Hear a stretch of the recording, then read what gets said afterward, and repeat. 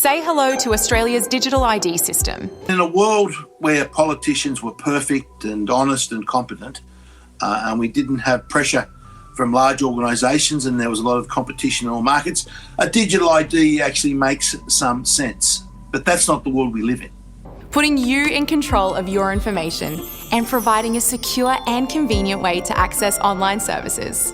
We live in a world where government wants more and more control over our lives, that wants to restrict our freedoms, to take away our ability to travel, to control what we purchase. These are all set out by the World Economic Forum. This is their policy. There is obviously tremendous energy building around this concept of digital identity. Digital identity is increasingly the cornerstone of how we engage in society. And extending the provisions of digital ID are exactly, I think Robert Kennedy described it best. What I call turnkey totalitarianism. They are putting in place all of these technological mechanisms for control. What you're saying is that under this legislation, police don't need a warrant to access. That's correct. Right, okay, well.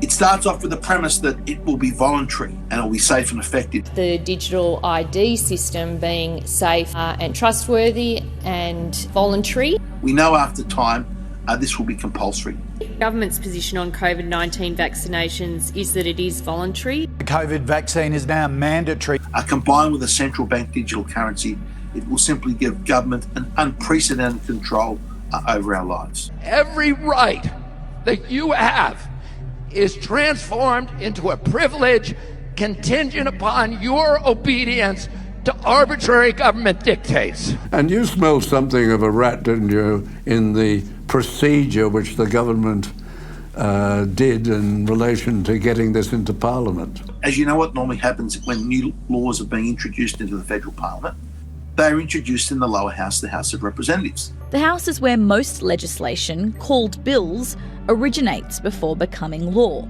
They have the second reading speeches, they have the debates, and then it goes for a vote in the lower house, where at the moment the government has the numbers. It passes the lower house, and then it goes to our Senate. Now, our Senate is not just called the Senate, it's known as the House of Review. The Senate was intended to be a House of Review.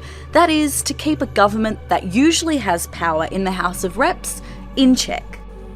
But on this occasion, as you said, to smell a rat, the Albanese government introduced this legislation firstly into the Senate.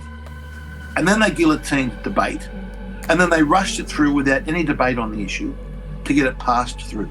The government rammed this through without any debate. There was a zero debate on that bill. No second reading speeches, no ability to ask the minister questions as there normally would be through a legislative process, and no ability to discuss and debate the amendments, many amendments that were put to the bill. That is not the normal procedure. And they have done that deliberately, I believe, to try and avoid public scrutiny of this bill.